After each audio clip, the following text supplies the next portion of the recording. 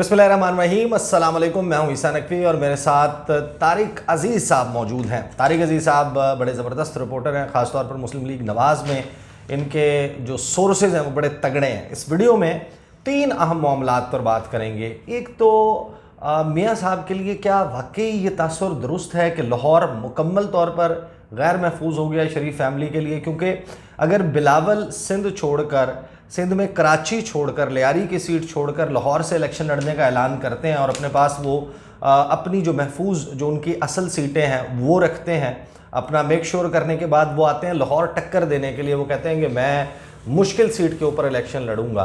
तो जब मियाँ साहब लाहौर से बाहर निकलते हैं तो असूलन अगर इसको के मुकाबले को, जिसमें जो हैशटैग ब्रिंग इट ऑन जो है वो लॉन्च किया गया था नून लीग की तरफ से कि आओ मैदान में, तो फिर लाहौर से निकलने के बाद या तो होता कि मियाँ साहब जा रहे होते मियाँ वाली हल्का NA 89-90 से इलेक्शन लड़ने के लिए कि मैं इमरान खान के घर में हराऊँगा, या मैं ये बनी गाला वाली सीट पे या इस्लामाबाद की या जहाँ पे PTI का स्ट्रॉन्ग होल्ड है वहाँ लड़ूंगा। तो वो निकल कर NA 15 मानसहरा, मरीम नवाज़ साहिबा लाहौर से निकल कर PP 80 सरगोदा, जो कि जोड़ियाँ शाहपुर, ये सीट बड़ी महफूज तस्वुर होती है नून लीग के लिए, और शहबाज शरीफ साहब कसूर, तो ये वाकई महफूज हल्के हैं। इसमें ऑड्स कौन से प्ले आउट कर रहे हैं, इस पर बात करेंगे। साथ ही इसके ऊपर बात करेंगे कि आज मुस्लिम लीग नून ने जो अपनी मंशूर के हवाले से फ़ैसला किया वो बड़ा दिलचस्प है, क्योंकि 42 दिन इलेक्शंस में रह गए हैं और इलेक्शन से 42 दिन पहले एक ऐसा ऐलान करना कि लोग हमें बताएं कि हमारा मंशूर क्या होगा। एक ऐसी सियासी जमात जो कई दिहाइयों से है, लोगों से राय लेना अच्छी बात है, लेकिन 42 दिन पहले लोगों को कहना कि हमें बताएं कि हमारा मंशूर क्या होना चाहिए, जबकि आपकी जो कमेटी है कई दर्जन रहनुमाओं पर मुश्तमिल, वो मियाँ साहब ने आने के बाद फ़ौरन ही बना दी थी। तो वो कमेटी जो है वो तो शायद इस बात में लगी हुई है कि बल्ले का निशान नहीं होगा। तो एक बल्ले के निशान के बाद किस तरीके से ऑड्स चेंज हुए हैं इलेक्शन के, नून लीग की तैयारी इस हवाले से कैसी है। लेकिन आगाज़ में बात कर लेते हैं। तारिक भाई, आज एक बड़ा इंटरेस्टिंग स्टेटमेंट आया। एक साहब है रमेश कुमार जो हैं वो प्राइवेटली और अदरवाइज़ बड़ा जो ताकतवर हल्के हैं उनके बारे में कहते हैं कि मैं उनके बड़ा करीब हूँ जी, और इस हवाले से बड़े दावेदार हैं कि जिधर मैं जाता हूँ हुकूमत भी वहीं जाती है, हुकूमत उसकी बनती है जिस पार्टी में मैं जाता हूँ। आज उन्होंने बड़े इंटरेस्टिंग दावे किए हैं। उन्होंने कहा कि अगर 8 फरवरी को, अगर भी कहा है, इंतखाबात हुए तो लीडिंग रोल आसिफ जरदारी का होगा। साथ ही वो ये कहते हैं कि मैं थिंक टैंक का हिस्सा रहा हूँ, हमेशा प्लान A, B और C होता है, बहुत सारे प्लान्स जो हैं वो मौजूद होते हैं। फिर वो कहते हैं कि इस वक्त मैं नून लीग का लीडिंग रोल नहीं देख रहा, इस वक्त आसिफ जरदारी और बानी PTI के सितारे अच्छे हैं, और अगर 8 फरवरी को इंतखाबात हुए तो लीडिंग रोल आसिफ जरदारी का होगा। सितारों के एतबार से, हालात के एतबार से किंग मेकर पीपल्स पार्टी है और आने वाले दिनों में चीज़ें आज़ादाना तरीके से चलना शुरू हो जाएंगी। साथ ही उन्होंने कहा कि MQM हैदराबाद की एक नशिस्त हारेगी, कराची में भी MQM को डाउन देख रहा हूँ, पीपल्स पार्टी मसालेहत और सबको साथ लेकर चलने की बात करती है, PTI और नून लीग के झगड़े का फ़ायदा पीपल्स पार्टी को होगा, सिंध और बलूचिस्तान दोनों सूबों में जीत पीपल्स पार्टी की होगी। आप रमेश कुमार साहब को जानते हैं, बड़े अच्छे राब्ते में भी रहते हैं जी। ये कहाँ से आ रही है बात? रमेश को मैं कोई ज़्यादा संजीदा नहीं लेता। मैं आपको एक किस्सा सुना देता हूँ। 2013 से ये नून लीग के टिकट पे MNA थे ना, जब 2018 का इलेक्शन होने जा रहा था तो उससे पहले नवाज शरीफ साहब अभी पाकिस्तान में थे, तो कराची गए तो किसी विज़िट के ऊपर, तो इसने ऑफ़र की रमेश साहब ने कि मियाँ साहब आप किसी होटल की बजाय मेरे घर में स्टे करें, मेरा घर बड़ा महफूज है और उसमें पोल्स हैं और मैंने स्विमिंग पूल बनाए हुए हैं और ये है, और सऊदी एम्बेसी जुड़ा हुआ है, तो आपको मेरे घर रहना चाहिए। तो उन्होंने बड़ी मोहब्बत से कहा कि बड़ी मेहरबानी, आपको शुक्र है, लेकिन मैं किसी होटल में थे वो शायद, तो उस जब अगले दिन वो PTI में शामिल हो गए थे।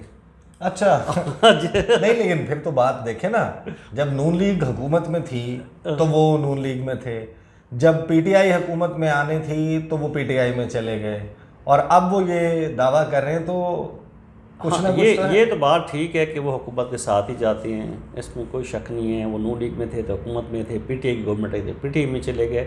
अब उनकी ये बातें कि वो ज़ाहिर पीपल्स पार्टी में गए हैं, तो मेरा ख्याल है कि वो अपने इन बयानात को देख के अपनी लीडरशिप को वहाँ अपनी जगह बनाना चाहते हैं, स्पेस बनाना चाहते हैं कि बिलावल का माहौल देख रहा और नून लीग का नहीं देख रहा।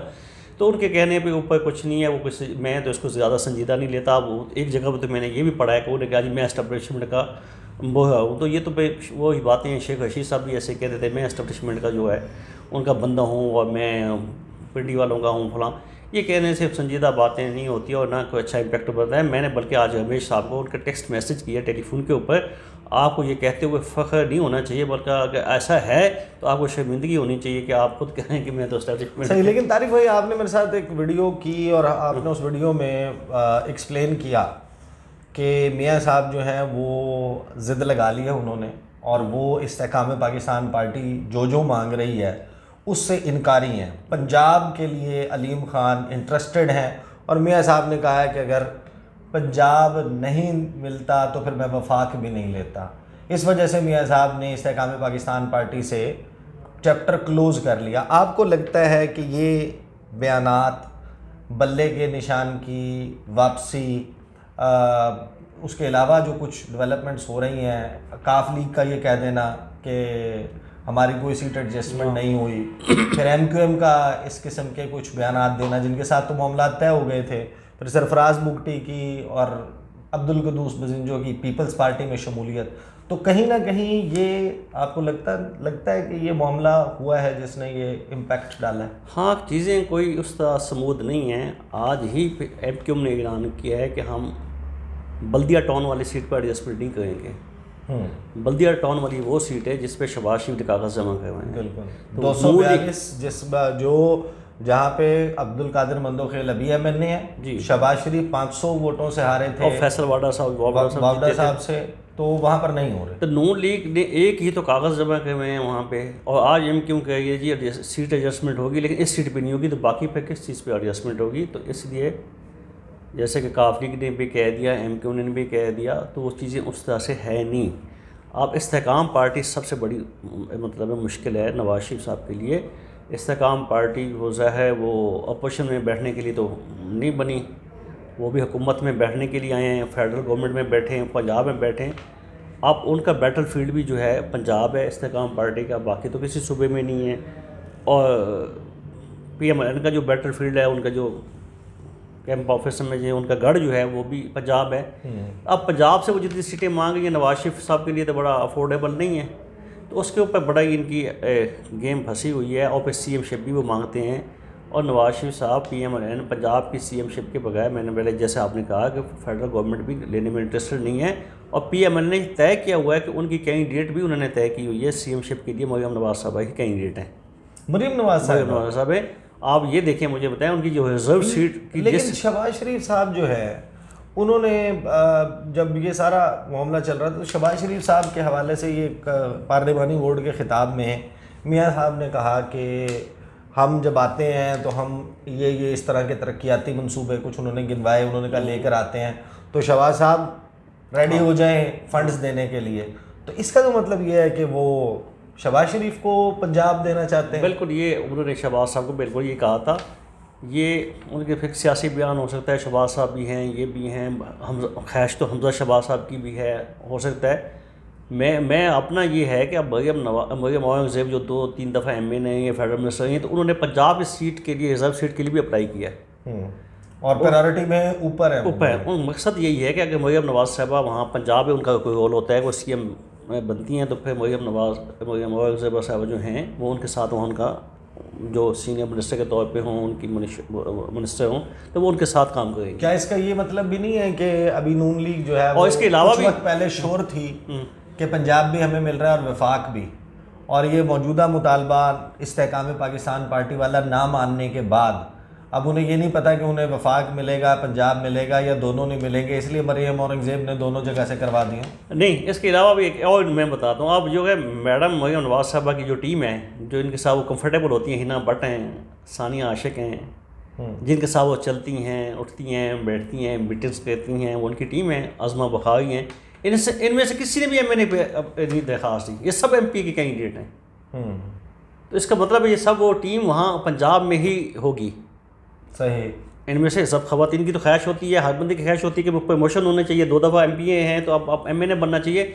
मैडम की टीम में से किसी ने MNA के लिए अप्लाई नहीं किया, सब ने MPA के लिए किया। तो मतलब वो नज़र यही आता है कि वहाँ वो मीटिंग में साथ होंगे और बैठक वहाँ पे जो हुकूमत में रोल होगा, जो भी होगा, उनका सीएमशिप का ही है। सही, ये यानी कि बड़ा इंटरेस्टिंग जो है वो कुछ डेवलपमेंट्स हो रही हैं। मुझे बताएं कि जो मियाँ साहब ने मंशूर कमेटी वाला काम जो की थी, मंशूर कमेटी, और ये जब 42 दिन पहले आपने इलेक्शन में, अभी 42 दिन के बाद आपने इलेक्शन में जाना है और आप अचानक कहते हैं कि आवाम हमें बताए कि हमारा मंशूर क्या होना चाहिए, ये क्या किया है इन्होंने? नवाज शरीफ साहब आप अपना बयानियाँ दे चुके हैं। मैं बता दूँ, मैनिफेस्टो ठीक है, अच्छी बात है, बन गया है। उसमें उन्होंने बड़ा अच्छा हुआ कि इरफान सिद्दीकी साहब ने तमाम स्टेक होल्डर्स को बुलाया था, मीडिया के लोगों को भी बुलाया था, प्रेस क्लब में बल्कि वो तशरीफ लेके आए थे। हाँ, प्रेस क्लब में वो तशरीफ लेके आए थे। अब्दुल भट्ट साहब और जो बाकी लोग थे जो हम यूनियन के, उनको पूछा, इससे हम वगला से बैठे हैं, किसानों से बैठे हैं, बिजनेस कम्युनिटी के साथ बैठे हैं, एक प्रोसेस से चलता रहता है। लेकिन नवाज शरीफ साहब जो बयानियाँ लेके कल निकलेंगे अगले नेक्स्ट वीक में, उनका बयानिया ऑलरेडी वो कह भी चुकी हैं, और वो होगा काम को इज़्ज़त दो। वो उनका वही होगा कि मैंने 2014 से लेकर 18 तक हमने किया, मैंने क्या किया, गवर्नमेंट किया, उनकी गवर्नमेंट ने क्या किया, ये चीज़ें इसमें तो सोशल सेक्टर में बताएंगे कि शहबाज शरीफ ने क्या किया, उस पर वो नहीं जाएंगे। उन्होंने पार्टी को ये भी हिदायत भी की है और लाइन भी दी है कि आपने बात 16 महीने की नहीं करनी, आपने बात करनी है 2014 से करनी है। देखिए, जब मैं आया हमने डिफ़ॉल्ट से बचाया, डिफ़ॉल्ट से हमने वो अपना शी जिनपिंग को लेके आए, चीनी प्रेसिडेंट आया, हमने CPEC स्टार्ट किया, गवादर स्टार्ट किया, बिजली का खात्मा, बिजली लोड शेडिंग का हमने खात्मा किया, गैस का। तो वो अपना लोड शेडिंग का खात्मा उस वक्त किया था, फिर बिजली का खात्मा शहबाज शरीफ की हुकूमत में हुआ ना। जो गुर्बत का जो आलम हुआ, जो तो वो महंगाई हुई, वो तो शहबाज शरीफ के 16 महीनों में बात नहीं करेंगे, बल्कि एक मीटिंग में नवाज शरीफ साहब ने, वो शहबाज साहब साथ बैठे हुए थे, उन्होंने बड़ा शाबाश दी और थपकी दी। उन्होंने कहा ये 16 महीने के ऊपर इन पे ऊपर जो बात कहते हैं, उनकी वो विद इन पार्टी भी लोग बात कहते हैं ना, तो वो अपनी पार्टी के लोगों को बता रहे थे इनका क्या कसूर है। वो सारा मुद्दा डालेंगे खान के ऊपर। ये उन्होंने कह दिया कि ये 16 महीने 14 महीने हमारे लिए नहीं था, वो तो खान IMF से भी मुआहदे करके गया था, बिजली के भी कर गया था, गैस के भी कर गया था, जो उनकी एक एग्रीमेंट हो गया था स्टेट टू स्टेट, उससे हम पीछे हट नहीं सकते थे, और डिफ़ॉल्ट से बचाना था और हमने ये लिया वो। लेकिन उनका बयानिया वही होगा कि हमने क्या किया, इसलिए नवाज शरीफ साहब बताएं कि मैंने पहले क्या किया, अब मैंने क्या किया। नून लीग के पास बहरहाल इसकी जस्टिफिकेशन जो है, जो शहबाज शरीफ की हुकूमत में हुआ है, किसी के पास भी नहीं हो सकती। जो गेम्स, जो ओवरऑल गेम्स, जो महंगाई हुई और जो जिस तरह से लोगों को एक जीना मुश्किल हो गया, गैस, पानी, बिजली। आपने एक इशारतन बात की थी, एक ट्वीट की थी, जिसमें आपने कहा कि इलाज भी मियाँ साहब का ड्यू हो चुका है और चेकअप जो है वो हमें पता है कि मियाँ साहब ने करवाना होगा, या कोई भी मेडिकल प्रोसेस है या कुछ है ऐसा, तो वो तो उन्होंने लंदन से करना होगा। कुछ लोग मैंने देखा है कि पीपल्स पार्टी के और दीगर लोग, और इवन ये रमेश कुमार जो हैं, इन्होंने भी ये बात की है जनवरी में नवाज शरीफ साहब लंदन रवाना होने वाले हैं और इलाज के नाम पे, उनकी तबीयत ख़राब होने के नाम पे बस अब वो गए वापस। क्या इसमें कोई दुरुस्त बात है? नहीं, इलेक्शन होगा 8 को ही होगा। आज जो फौज का इलामिया भी आया है, बड़ा अच्छा हुआ कि उन्होंने एक बड़ी क्लैरिफिकेशन कहा था कि हम साथ हैं इस प्रोसेस के और सिस्टम चलना चाहिए। इलेक्शन होते हैं तो फिर नवाज शरीफ साहब का कोई ऐसा ड्यू नहीं है कि उनको इन्हीं दिनों में जाना है। इलेक्शन होता है, जो होने जा रहा है, तो इलेक्शन कैंपेन छोड़ के नवाज शरीफ साहब कभी किसी सूरत नहीं जाएंगे। अब कैंपेन तो देखो वोट नवाज शरीफ साहब को फेस को मिलना है, शहबाज शरीफ का कोई वोट बैंक नहीं है, तो वो फेस ही नवाज शरीफ का है, जिसकी वजह से वो अपना फेस लेके जाएंगे, अपना बयानिया लेके जाएँ, तो वो मेरा नहीं ख्याल कि ये छोड़ के जाएंगे। हाँ, उनका जाना आना लगा रहता है, जाएंगे, चेकअप है, टेस्ट है, ड्यू हैं, वो होता रहेगा, लेकिन इलेक्शन कैंपेन छोड़ के नहीं जा रहा है। सही। अच्छा, बस फाइनली अब मुझे ये भी बता दें कि बिलावल ने जो लाहौर से लड़ने का फ़ैसला किया, उस फैसले में एक चैलेंज मौजूद है कि आप पीपल्स पार्टी तकरीबन वाइप आउट हो गई पंजाब से, और फिर लाहौर में जाना, किसी और जमात के गढ़ में जाना, बल्कि 2 जमातों का गढ़ डिवाइडेड, तो उधर जाना और जाकर वहाँ पर कहना कि जनाब मैं आया हूँ मुश्किल हल्के से लड़ने के लिए। तो मियाँ साहब का और उनकी फैमिली का निकलना ही, इस पर भी आपने बताया था कि अब 500% यकीन किया जा रहा है कि जहाँ पर मियाँ साहब जीते हैं तो लाहौर, तख्त लाहौर हिल गया। ये बात तो बिल्कुल ठीक है कि अभी तक PTI का वोट बैंक है, पूरे पंजाब में भी है, साउथ लाहौर तो सिटी अर्बन एरियाज़ हैं, साउथ में भी देख लें, मुल्तान से लेके आगे तक PTI का वोट इंटेक्ट है। तो लाहौर में पीटीआई अब भी टफ़ टाइम देने के लिए उसकी इस पोजीशन में है कि वो पीएमएल को टफ़ टाइम दे सकती है। और इसके अलावा पीएमएल के विद इन पीएमएल भी इशूज़ अब खड़े होने लग गए हैं कि वो अयाज सादिक का हल्का और शेख ओयल साहब का हल्का एक हो गया है। तो दोनों ने अप्लाई किया हुआ है। दोनों क्लेम कर रहे हैं कि ये हल्का मैं यहाँ से लड़ूंगा, तो उनके अपने मसाइल भी हैं। तो इसमें कोई शक नहीं, अभी भी पीटीआई का वोट बैंक वहाँ पे है और वहाँ से उनको टफ़ टाइम मिलेगा। तो इससे ज़ाहिर है वो पॉलिटिकल पार्टीज़ के जो हेड होते हैं ख़ास तौर पे तो एक महफूज सीट तो रखते भी हैं। तो महफूज सीट के लिए अब वो शहबाज साहब जो हैं वहाँ पे कसूर में हैं, मानसरा इनका बहुत अच्छी सीट है, महफूज तरीन सीट है। ये मैं बता दें, सब कैप्टन सफदर साहब पिछली दफ़ा इलेक्शन नहीं लड़ सके थे तो उनके भाई को कोई जानता भी नहीं था। सजाद अमान साहब जो हैं जब वो हल्के में गए तो लोगों ने कहा हम तो आपको नहीं जानते, लेकिन कैप्टन ने पीएमएल ने इतने काम किए तो हम आपको वोट देंगे, और वोट दिया और बड़ी मार्जिन से जीत के वहाँ आए। सही, ये भी बता दें ज़रा क्विकली कि ये तलाल चौधरी के साथ क्या हुआ है और ये तारड़ साहब का क्या करना है। सुना है उन्होंने कहा कि मैं आलमी रिकॉर्ड बनाऊंगा कि रहनुमा नुमाया ना होते हुए भी 7 हल्कों से। मेरे ख्याल में ये 7 हल्कों वाला खान साहब ने, इमरान खान साहब ने कागजात जमा चलो पार्टी चेयरमैन है ना। हाँ, उसके बाद ये तारड़ साहब ये इसके ऊपर पार्टी के अंदर भी उनका थोड़ा उनकी मेरे पूछ की गई है कि आपने 7 हल्कों में एक कागज़ जमा करवा दी है, ये नहीं तो वो हाँ तो ये तो इस तरह तो नहीं होता। उनकी पार्टी के अंदर भी इस बात में जो थोड़ा सा रिजल्टमेंट सामने आई है। एक्चुअल वो एक ही टिकट लेना चाहते हैं। वो गुजरावाला का इलेक्शन सीट है जो महमूद बशीर वैक साहब पिछले दफ़ा एमएनए थे और मिनिस्टर भी थे, लॉ मिनिस्टर भी थे, तो वो एक हल्का वो समझते हैं कि महफूज तरीन हल्का है। और एक मसला ये है कि वहाँ सिटिंग एमएनए मुस्लिम लीग नून में जितने भी सिटिंग एमएनए एमपीएस के उनका एक फॉर्मूला बना तो देना ही देना टिकट। अब वहाँ चौधरी महमूद बशीर वैक साहब को हटाया जाए तो किस हैसियत से हटाया जाए? उनका कोई ऐसा कोई मिसकंडक्ट हो, कोई पार्टी से बेवफाई हो, कोई, चूँकि तार साहब जो हैं बहुत ज़्यादा कीन भी हैं, इंटरेस्टेड भी हैं। पहले लाहौर में एक सीट खाली हुई थी जब परवेज़ मलिक साहब की डेथ हुई थी, तब भी वो मोस्ट फेवरेट कैंडिडेट थे वहाँ पे। तो उस वक्त पार्टी के कुछ लोगों ने वहाँ लाहौर के अंदर उनका रास्ता रोका। अभी विद इन पार्टी के अंदर लोग उनके हक में नहीं, वो अच्छे, हालांकि तारड़ साहब की अच्छे स्पीकर हैं, अच्छे स्पीकर हैं, लॉ के ऊपर अपने कानूनी की किताब के साथ उंगली दिखाना और शेर फैमिली के जिस तरह वो मुकदमा लड़ते हैं और मीडिया में बात करते हैं, और अच्छा एक इजाफा होगा असम्बली में। तारड़ साहब पढ़े लिखे हैं, उनके असम्बली में आना एक अच्छा इजाफा होगा। लेकिन हमने तो ये देखा है उन्होंने लड़ाइयाँ करवाई हैं, बाकी तो ठीक है आपका अच्छा ताल्लुक हो सकता है, लेकिन नहीं ताल्लुक मैं क्या अच्छा इजाफा होगा, लेकिन उनको कहाँ से दें? और महमूद बशीर वैक साहब का क्या उन्होंने ऐसा गलती की है, कोई कसूर है कि उनको हटाया जाए? बल उनका भी एक इशू है। शहबाज साहब चाहते हैं, शहबाज शरीफ साहब चाहते हैं कि उनको टिकट हाई सूरत मिल जाए, लेकिन मियाँ साहब का अभी तक उसमें थोड़ा सा। तलाल चौधरी, हाँ, उन्होंने तो इतनी तंजीम साजी की, पार्टी की रुकनीत तलाल वाला एक इशू मैं आपको बता दूं, मैं बताता हूँ। जिस दिन फैसलाबाद बोर्ड की मीटिंग थी तो उस पर ज़ाहिर फैसलाबाद डिवीज़न में ये तलाल साहब थे और इनके जो कंपटीटर हैं नवाब शेख वसीर साहब, वो भी वहाँ पे मौजूद थे। तो तलाल साहब को जब टाइम दिया इंटरव्यू के लिए तो उन्होंने बड़ी अच्छी बैलेंस बात की, स्पीच की और पार्टी की क़यादत को मुतमिन किया। हर लिहाज से एक बड़ी अच्छी उन्होंने अपनी ओपनिंग स्पीच दी। उसके बाद जब वो बैठे, इससे पहले कि नवाब साहब बोलते कि मेरे साथ वादा था या वो कोई इतराज़ करते, तो शहबाज शरीफ ने मियाँ नवाज शरीफ साहब साथ बैठते उनको मुखातब करते कि मियाँ साहब यहाँ पे टिकट का वादा हमने नवाब साहब से किया हुआ है, जो 2008 में पीपल्स पार्टी के टिकट पे जीते थे, जो उसके बाद पीटीआई में शामिल हुए, पीटीआई से जीते थे, क्योंकि गालिबन 13 वाला वो हार गए थे, 13 वाला आगे था, 18 वाला जीत गए, 18 वाला वो पीटीआई से जीते थे, में तलाल जीत गया था ना। और फिर यहाँ से जनाब तो शहबाज साहब ने उसी वक्त नहीं कि कुछ 150 बंदे के सामने हो के कहा कि नवाज शरीफ साहब को कहा कि सर हमने टिकट यहाँ पे नवाब साहब को देना है, यानी तलाल के सामने कहा कि इसको टिकट नहीं देना, उसको टिकट देना है। साथ उन्होंने ये ऐड किया कि मियाँ साहब अगर ये लोग ना होते, ये हमें सपोर्ट ना करते, अदम एतमाद कामयाब ना होता, तो आप मैं आज भी जेलों में बैठे और अदालतों में सजा आप अदालतों में पेशे भुगत रहे होते। तो वो एकदम वहाँ माहौल हो गया कि शहबाज साहब ने तो एक मतलब पे कैटेगरी कह दिया कि हम तलाक को टिकट नहीं दे, इसका मतलब तो यही था।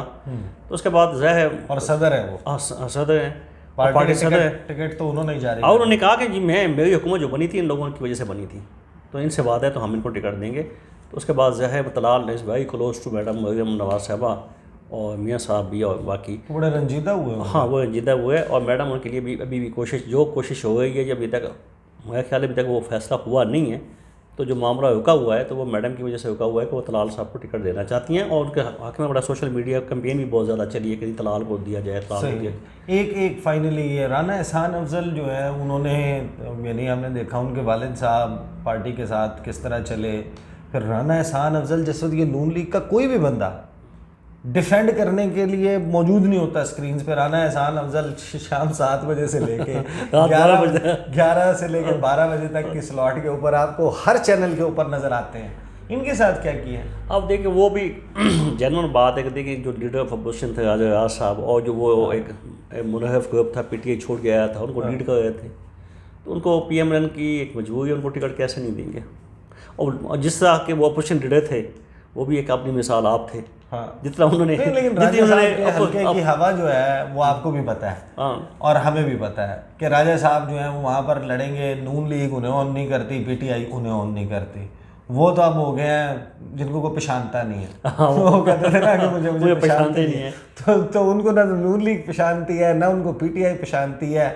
अगर हारना ही ठहरा एक हल्के में सारी सूरत हाल के बाद तो राना एहसान अफजल को दे देते टिकट।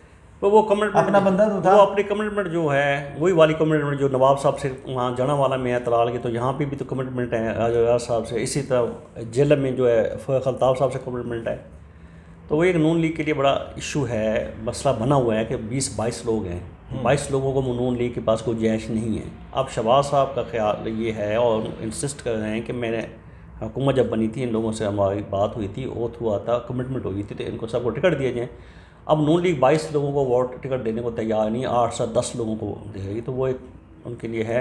लेकिन इन 10 हल्कों में भी जाहिर है कि ये इतनी ज़्यादती होना किसी भी सियासी जमात के वर्कर के साथ, मैं यानी कि हर पॉलिटिकल पार्टी के वर्कर के लिए तो एक रिस्पेक्ट होनी चाहिए। बिल्कुल होनी वो चाहिए। हमारा पीटीआई का हो, वो पीपल्स पार्टी का हो, वो नून लीग का हो, ये सियासी जमातें ये जिस वक्त अपने इनको इक़्तिदार बनाना होता है उसके लिए कमिटमेंट्स और वादे किए हुए होते हैं। इसका नुकसान होगा, इसका नुकसान होगा। आप देखें ना जब इन्होंने पंजाब में इलेक्शन हुआ था, लोटे लिए थे पीटीआई के, जब हमजा साहब को जो सीएम बनाया जा रहा था तो 20 लोगों ने रिजाइन किया, तो उनको पीटीआई के लोग जो आए उनको नून लीग टिकट लोगों ने उसको वोट नहीं डाला। अभी आपके ख्याल के नून लीग के वोटर जो है आज को वोट डालेंगे? नहीं, मैं बड़ा क्लियर हूँ ना, उनको पीटीआई के किसी बंदे ने वोट डालना है ना उनको नून लीग के किसी बंदे ने वोट डालना है। इसी तरह अगर तलाल को टिकट नहीं दी जाती तो वहाँ पे अगर नवाब साहब को टिकट देते हैं तो नवाब साहब को 100% नून लीग का वोट नहीं पड़ेगा। वो लेंगे कि जो नज़रियाती कारकुन होता है वो वोट शिफ्ट 100% शिफ्ट नहीं होता, चाहे पार्टी की आदत कोई भी फैसला कर ले। जाहिर है कि अब देखें ये जाहिर है कि वादे वही मियाँ साहब करके फंस गए हैं, और जाहिर है कि फिर इक़्तिदार की राजदारियों में पहुँचना, उसके लिए सियासत करना, उसके लिए फिर ये सब कुछ होता है। फिर कोई भी सियासी जमात हो, कोई भी लीडर हो, वो करता है। लेकिन मियाँ साहब मेरा ख्याल है कि शायद ओवर प्रॉमिस कर गए हैं। जो कुछ उनको उनकी पार्टी को सूट नहीं करता था, जो शायद उनके जो वर्कर्स हैं उनको सूट नहीं करता था, मियाँ साहब ने वादे कर दिए और वादों में फंसे में। देखते हैं ये सारी इवेंट्स किस तरीके से मज़ीद अनफोल्ड होते हैं। अब तक के लिए इतने, मुझे इजाज़त दीजिए। अल्लाह हाफ़िज़।